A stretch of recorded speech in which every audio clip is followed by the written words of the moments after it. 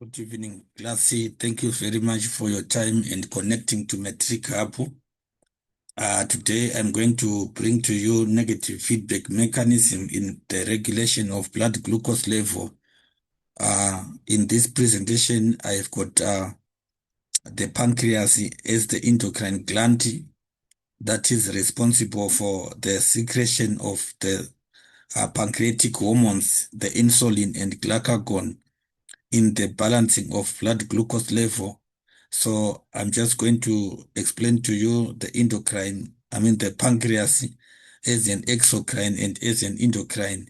So you shall see in this presentation, we are going to talk about the balancing of blood glucose level in terms of regulating it when it is very high and also when it is very low through the actions that are provisioned by the pancreas and the liver.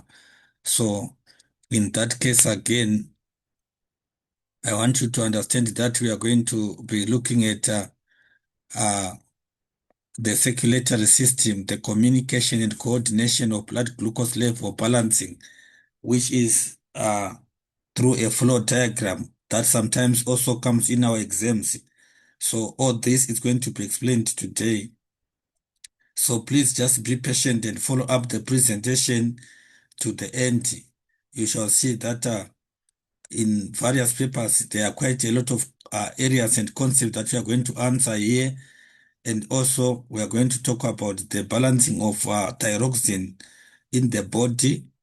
How is thyroxine balanced inside the body, and also the location of the thyroid gland, its connection to the pituitary gland is going to be explained today.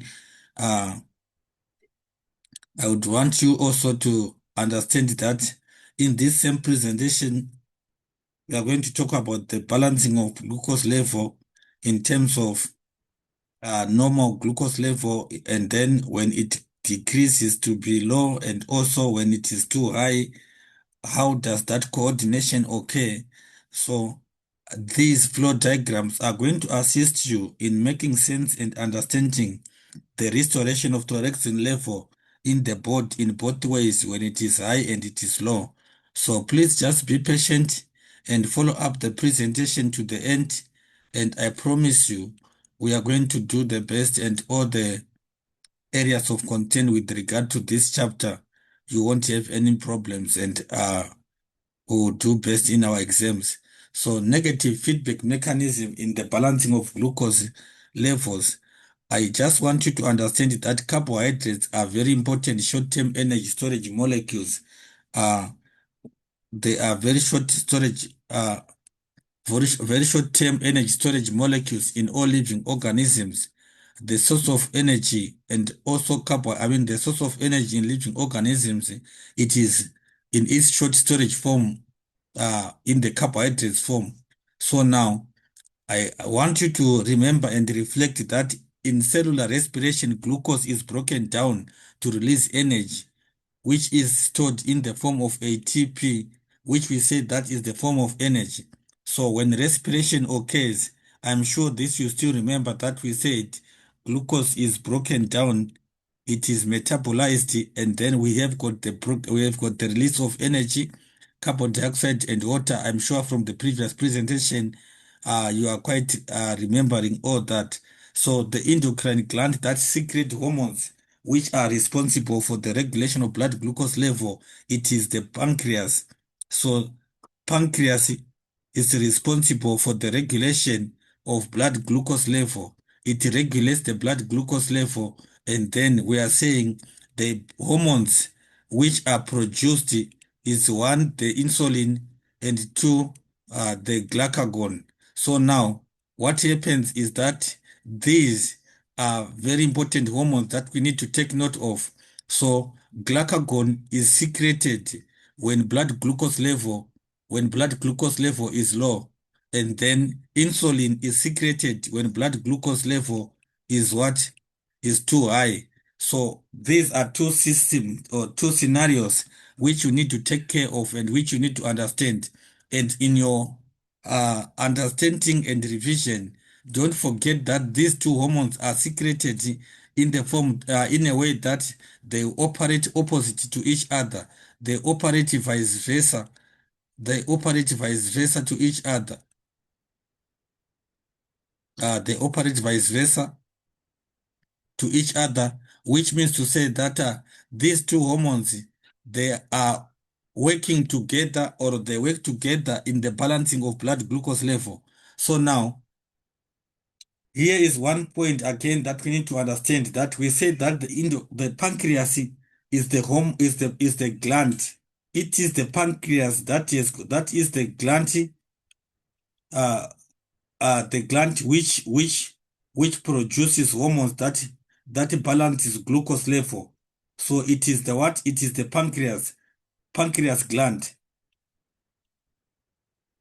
The pancreas, it is the one that produces these two hormones. So now, on the same note, we said last time that it is an endocrine and exocrine. This one, I don't want to dwell much on it. We are saying as an exocrine, I mean as an endocrine, it is when insulin and also glucagon are secreted into the bloodstream directly. So when these hormones are directly secreted into the bloodstream, we say that the pancreas is the what? It's an endocrine. So you are seeing here that we have got the bloodstream, which are shown by these two arrows, and then they are showing the secretion of they are showing the secretion of these two hormones, which can sometimes occur, and then which occurs. So therefore we can talk about what pancreas is an endocrine. And again, it can also be seen as the what? As an exocrine, whereby we talk about digestive enzymes, which are speeding, we're saying they speed up the digestion process.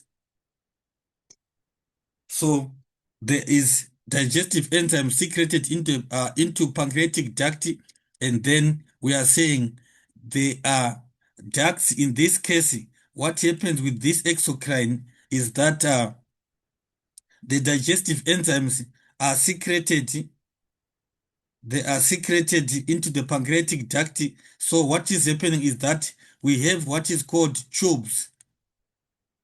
We have got ducts that are responsible for the transportation of the digestive enzymes that we are talking about into the small intestines. So what happens is that the enzymes are carried through tubes or ducts. That is why we say it is an exocrine. So we have got also what you need to take note of as like the pancreatic duct, which is shown here.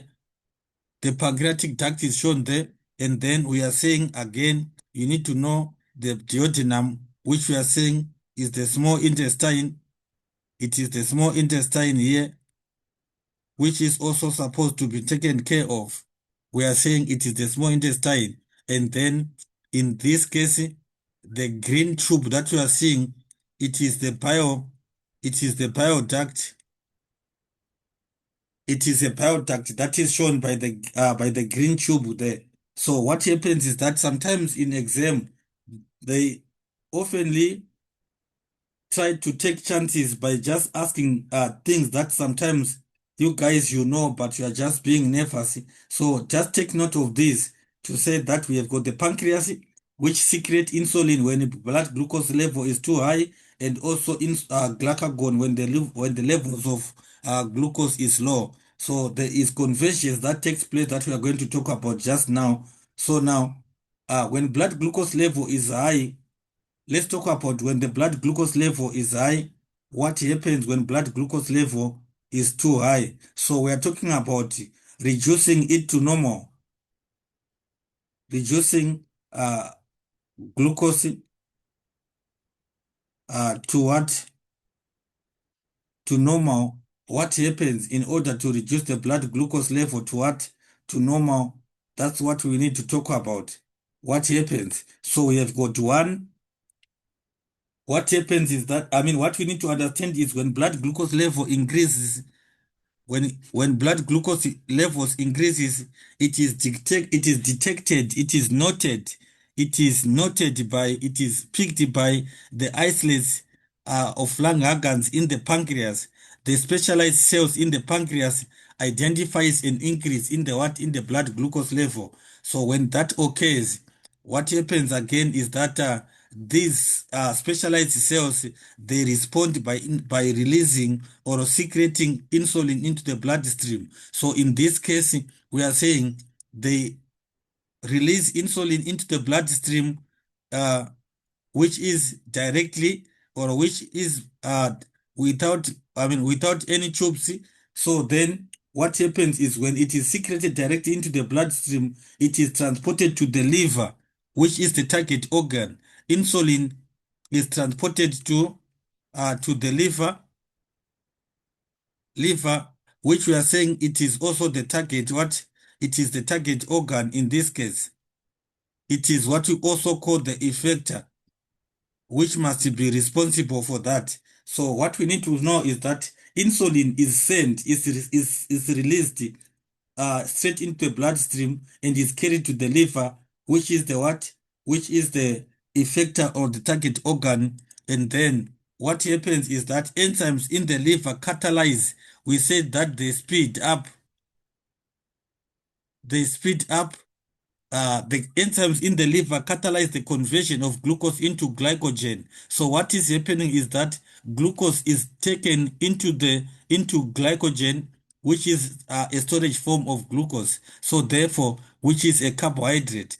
And then in that case, glucose level in the blood returns to normal. So we are saying it is what? It is reduced. It is normalized by what? By conversion of glucose into glycogen. So then that is the first scenario. So I do have this diagram here that I've pasted in order to explain this whole process that we are talking about. So blood glucose level is normal. This is where we are starting. We are starting at 1 there, where blood glucose level is what is normal. And then it can increase because of eating. After eating, blood glucose level increases.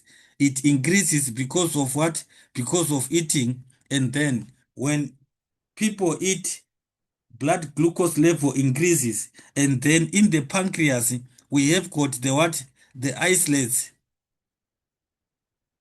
of of the lung organs, which we are saying they are sensitized, are stimulated to release insulin. So what happens is that they are stimulated. What happens when they are stimulated, the specialized cells, when they are stimulated, what happens is that we have got a release of insulin, which is produced now. Insulin is produced, and then it is produced to convert glucose into glycogen. So what happens here is that we have got a conversion that takes place. A conversion occurs where glucose is turned into glycogen. And then what is this? It is taking place inside the liver. And then we are saying glycogen is the storage form. It is the storage form of what? Storage form of glucose. It is stored in the form of what? In the form of glycogen. So now what happens is that we are saying insulin stimulates, it increases, it facilitates, it facilitates the conversion of glucose, it facilitates the uptake of glucose by cells, which is therefore what happens here is that glucose level, it is now converted into glycogen there, and then also we are saying glucose uptake by cells increases, and then in this case we are saying the level of glucose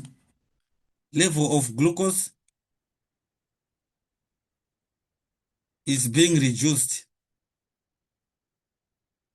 is being reduced. So when it is reduced, we are now saying it comes back to what? It comes back to normal, which is back to stage 1, where we started. It is restored.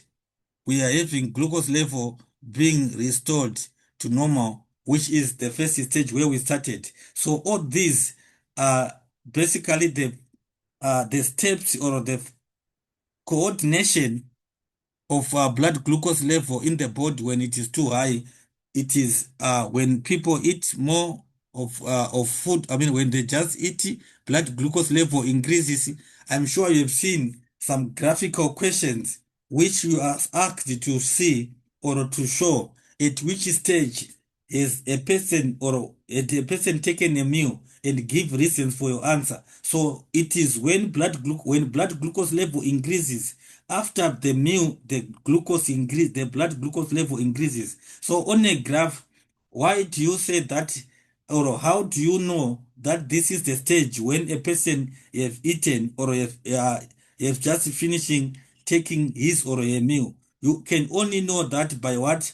By seeing an increase in blood glucose level. It increased from a certain measurement to another measurement, which is showing a marked increase, and therefore, in that case, you are able to conclude and say that blood glucose level has increased. So we have got this diagram, which is starting by the stimulation of the cells of the specialized cells in the pancreas, the isolates of Langerhans, which are there, which secretes insulin. So that is the first. This is the first stage, or this is the first uh, case when blood glucose level is too high. And then we can as well explain it when blood glucose level is too low. When blood glucose level are regulated by the pancreas, when it is also low. And then what we need to know is that we are talking about when it is low, we say the glucagon is produced, is secreted. Glucagon is secreted. That is one thing that we should understand. So decreased blood glucose levels is also detected by the what? By the specialized cells which we talked about in the pancreas, which we are saying the pancreas identifies a decrease in blood glucose level, and then glucagon, which is now number two, glucagon is secreted by the cells into the bloodstream. Don't forget that we are still talking about this as a what? As an endocrine. So therefore, the glucose is transported. I mean, the glucagon is transported. This, don't forget that it is the what? The hormone that we are talking about when blood glucose level is what? Is low. So the glucagon is transported to the effector, which we say that uh, it is the liver.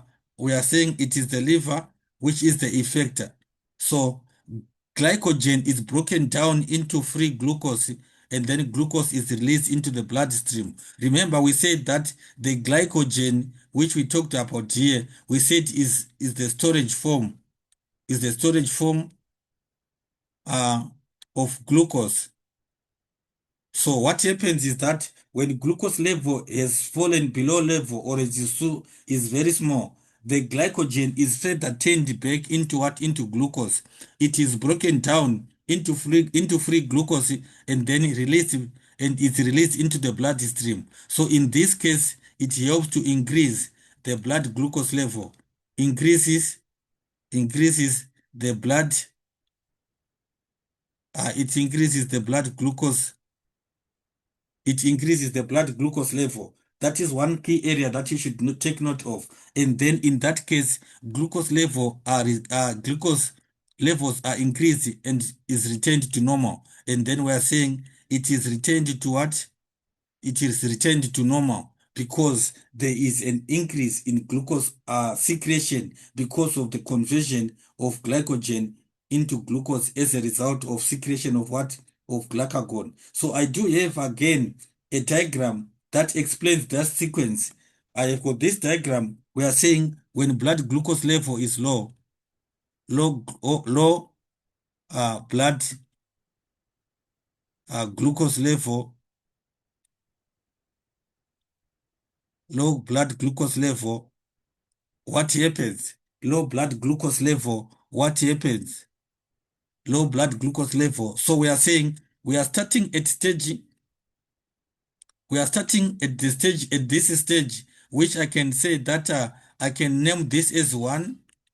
This is where we are starting, where blood glucose level is normal, and then blood glucose level drops below normal, and then I'm saying this is two, blood glucose level drops below normal, which is because of either exercising and whatever functions where energy is used, and therefore the specialized cells, we are saying the specialized cells secretes glucagon. So here again, we said the isolates of lung organs, they what? They secrete, they also secrete again glucagon. So glucagon, we said, it helps to what? To increase. It increases what? It increases glucose by what? By breaking down the glycogen into glucose, which you can see here. Glycogen is turned into glucose. So we have got a conversion which takes place. There is a conversion again, which is taking place there, where blood glucose level, where glucose, I mean glycogen is turned into glucose. So therefore, we have got an increase in the blood glucose level. And then, in other words, we are saying the blood glucose level is what is restored. We are having the restoration. It is what it is restored. We have got the blood glucose level being restored here, increases, and then we have got the restoration.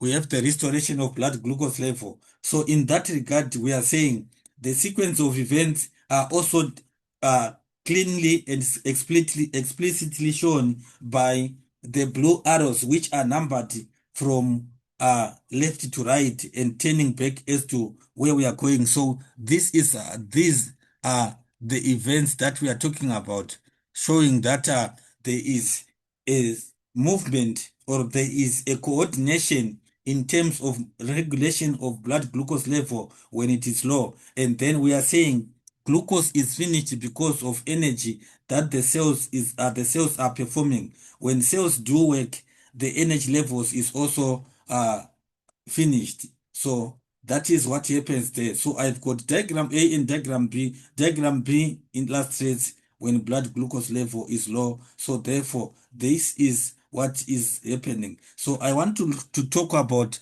number two, which is negative feedback in regulation of thyroxine levels. So we have got what is called the basal metabolic rate, which is the rate at which the body cells uses energy when at rest.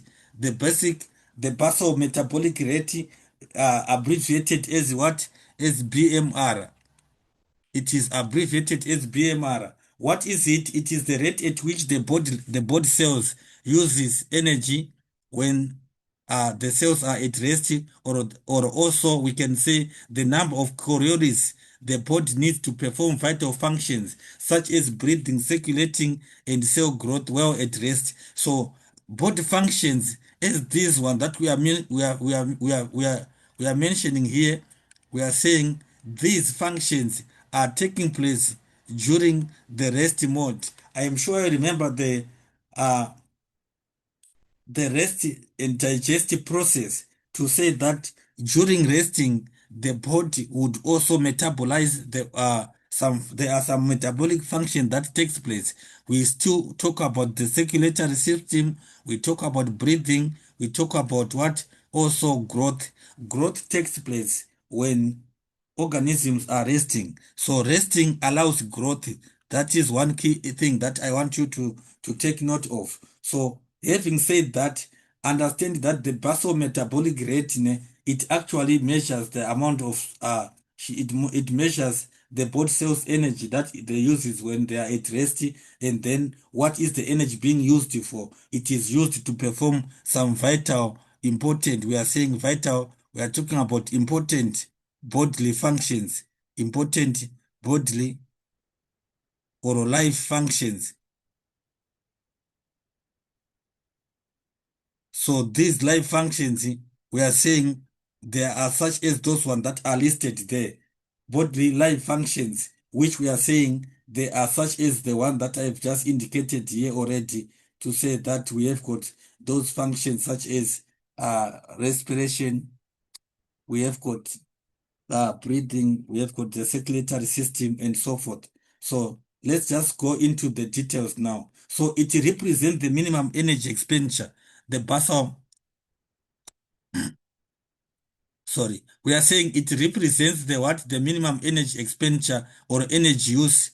It represents the minimum energy use needed for body to stay alive. The body has to stay alive by using energy. So the minimum energy the body used to stay alive is also what you define as that. So basic vital functions need to be maintained. With identify those to say for the body to remain alive, there are important body functions that need to be maintained. So the hormone thyroxine produced in the thyroid gland, it stimulates the body to increase the metabolic rate when required. This is one. What are the functions of the thyroxine hormone when it is produced? It plays vital roles in the functioning of the heart and digestive system, which is also another point number two, that the functioning of the heart and digestive system, it is also stimulated and caused as a result of the release of thyroxine. And then in skeletal brain, it is important in skeletal and brain development, which we are saying it is important for what? For growth as number what? As number three. It is important for growth, and then it is involved in maintenance of muscle tone. We are saying the muscle tone is also maintained because of what? Because of the what? Because of the release of the thyroxine hormone. Are we together there? So iodine is an essential element needed in the production of thyroxine.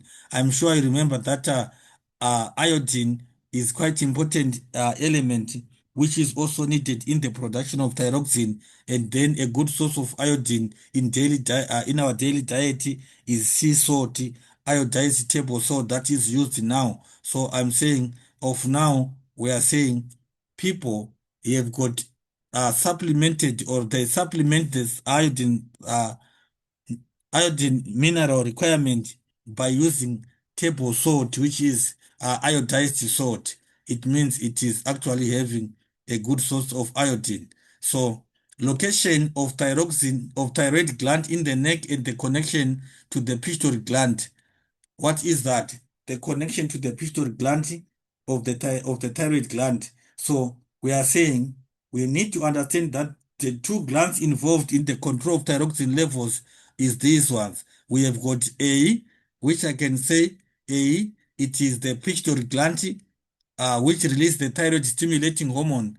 I'm going to make sure that you guys, you need to be reminded that we have got multiple choice or question 1.3, which applies to A, both none or B or A alone. The two glands that are involved in the control of thyroxine level, it is the pituitary gland and the thyroid gland. The thyroid gland, it stimulates, and the thyroid gland, it releases what? The thyroxine. It releases the thyroxine, it releases the thyroxine, and then the thyroid stimulating hormone, it is produced from the what? From the pituitary gland. So we have got TSH and the thyroxine hormone, which are responsible for the control of thyroxine level. So these also, they work together also in the balancing or in the release of thyroxine. So now we have got this diagram, which I also pasted to just elaborate the whole explanation in regards to this coordination. So we have got the hypothalamus, which is just below the thalamus, and then we have the pituitary gland. So we have got our two glands there, which are there. And then what sometimes happens is that you might also be asked to identify the pituitary gland, and at the same time, otherwise you'll be asked to identify the what? The hypothalamus. So the hypothalamus and the pituitary gland in the brain control normal secretion of thyroid hormones, which in turn control metabolism, which in turn control uh, the life processes. And then we have got the thyroid gland, which is found on the trachea, which is found on the what? On the trachea. It is the thyroid gland. So the thyroid stimulating hormone, it is secreted from the top there. Thyroid stimulating hormone, it is secreted from the top there, and then it comes to the thyroid gland, which causes the release of what? Of the thyroid, the thyroxine hormone. So I'm sure, let's go and see this in a clear presentation. So I've got A, which I can say one is when uh, thyroxine levels is low. So we have got also, I have also attached a flow diagram that tries to explain this whole process. So what happens is that normal thyroxine level, that is where we are starting at position 1, and then thyroxine level decreases. The thyroxine level decreases, which is now number 2, and then pituitary gland releases thyroid stimulating hormone. The thyroid stimulating hormone, it is released in order to stimulate. Number 3, we are saying in order to stimulate the thyroid gland to release thyroxine hormone. Thyroxine hormone is released as a result of the stimulation. So therefore, thyroxine level increases, and then when it increases, we are saying there is now a restoration. We are saying thyroxine level is restored to what? To normal. We have got thyroxine level being restored to normal. So we have got this as one as when the first scenario, when thyroxine level is what? Is below normal or is low. And then we have got B, when thyroxine level is too high. So let me start from here as one, where we are starting from when thyroxine level is what? Is low. So when thyroxine level is low, what happens is that the thyroxine level in when thyroxine level, normal thyroxine level, and then we are saying it increases, thyroxine level increases, that is number 2. It increases because of the secretion of thyroid stimulating hormone. So the pituitary gland releases less TSH in order to reduce the secretion of thyroxine level. So the pituitary gland is activation is stimulated to reduce to reduce TSH secretion, and then thyroid gland releases less thyroxine as what? As we are saying number 3. And then number 4, uh, thyroid gland releases less thyroxine level, thyroxine hormone, and then thyroxine level decreases. It decreases, and then we are also having the balancing which is taking place, which we are saying is what? Is restoration, which also occurs there. So what I want you to take note of is that we have got these scenarios which are happening, and you need to notice that there are 2 glands that we identified. So therefore, in this case, it is very important for you to know that thyroxine hormone, it is produced as a result of stimulation by thyroid stimulating hormone. So then we can be able to understand it better and avoid confusion. So the flow sequence that I've illustrated here on the board, it helps to make sure that you can be able to just uh, bullet it in the exam, or you can be able to follow it and see what is happening. So negative feedback mechanism that restores when it is low is exactly what I've been just explaining here, that the thyroxine level when it is low, we are saying when it is low, so the thyroxine level in the blood decreases. Obviously, the pituitary gland is stimulated, is activated. It is activated. The pituitary gland increases the secretion of what? It is activated, so therefore it can increase, it can secrete more of what? More of TSH, and then the TSH is transported to the, in the blood by to the thyroid gland, and then it also causes increase. It stimulates the thyroid gland to increase the secretion of thyroxine, which also causes the thyroxine levels in the blood to increase. It is to be regained. It is regained because of what? Because of an increase. And then we are saying we have got what? The restoration. So what I'm basically doing here, these notes that are below are just a complete version of summary of what happens on the, or what I've just explained in the diagrams there. So when it is too high, which is scenario number 2, which I just also explained just now that when the when blood levels when levels of thyroxine increase above normal, this is detected by the pituitary gland, which is then inhibited. The pituitary gland is inhibited, so therefore we are saying it is stopped. It is desensitized to release less thyroid stimulating hormone, and then it lowers the secretion. It reduces the secretion. It lowers the secretion of TSH, and then resulting in the thyroid gland releasing less of what? Less of thyroxine hormone. And then we are saying again, we are having a balancing, a restoration of this process.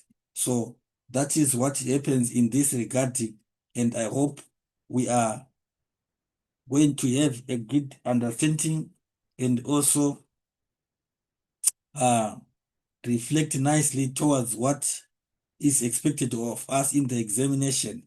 Thank you very much for your time. I just want to uh, comment and just summarize this one, the last one, which we just did now. I just want to show you one other thing which I just remembered now that I'm picking up that I might need to, it might be necessary for us to just give it to say glucose, and then we can say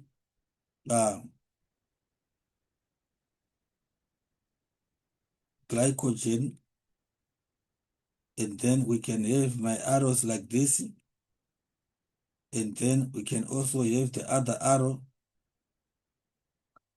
that is like this. So in this case, we are saying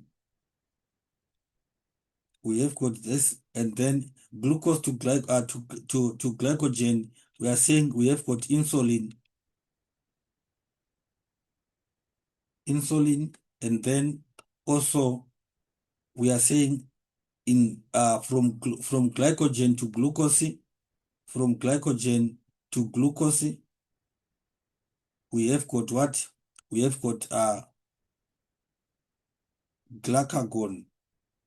So in other words, again, I want you to note that in these cases, or both cases, you need to know in this case, we are having an increase. In this case, we are having, we are saying in this case, in the first scenario, what happens is that here we have what? We have a decrease. We have a what? We have a decrease here. We must have a decrease, which we can give as a negative, and then in this case we have an increase, to say that what is being increased is glucose. And then also here what is being decreased, it's also, we are decreasing also, we are also decreasing what? Glucose as well. So we have got this, we are saying this, it increases glucose level, this it decreases blood glucose level. So all this will help to reduce or to balance sugar, and also avoid cases of diabetes mellitus, a condition which results when there is an inability of balancing of what? Of blood glucose level. We can have that as a scenario, or as a disorder. Sugar, all this is happening to balance sugar. It is balancing blood sugar level.